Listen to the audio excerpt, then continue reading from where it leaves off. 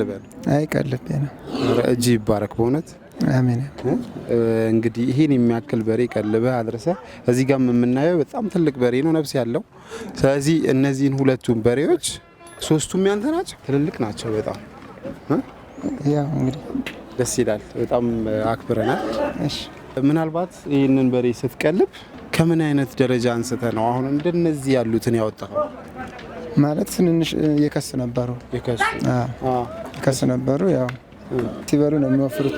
4 ወር ተቀልበዋል። 4 ወር። እነዚህም በሬዎች ያኔ ሲገዙ በነበረበት ሁኔታ ላይ ለመቀለብ ምን ያህል ዋጋ አስከፍለዋል?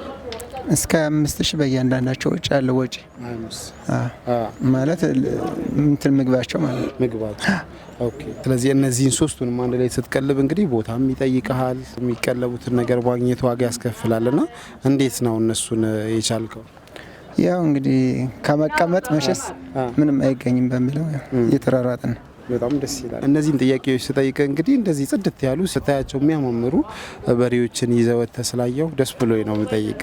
እሺ እነዚህ በሬዎች አሁን ባለው ገበያ በምን ያህል ዋጋ ይሸጣሉ? ያው እንግዲህ እነዚህ ትልልቆቹ እስከ 150 150። እሺ ይሄስ? ይሄኛው እስከ 100 100። ይሄስ? ይሄ 150 ይሄኛው 150 ሁለቱም ያው። ኦኬ። እና አሁን ላይ እንዴት ነው ገበያው? ሰው ጠያቂው በጥሩ ሁኔታ እየተንቀሳቀሰ ነው? እየጠየቀ ነው? ምን ያህል እየሰጡ ነው? ከ40 ይሄኛው ከ40 ያሬ ከ50 ካልሆነ አልሸጥም ብዬ።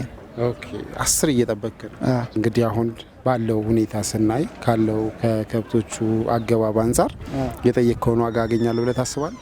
እንግዲህ አላቅም። እኔ ያው ባለው አየር ቆይቼ አይታርጌ እሸጣለሁ። ከየት ነው ያመጣው? ደብረ ዘይት።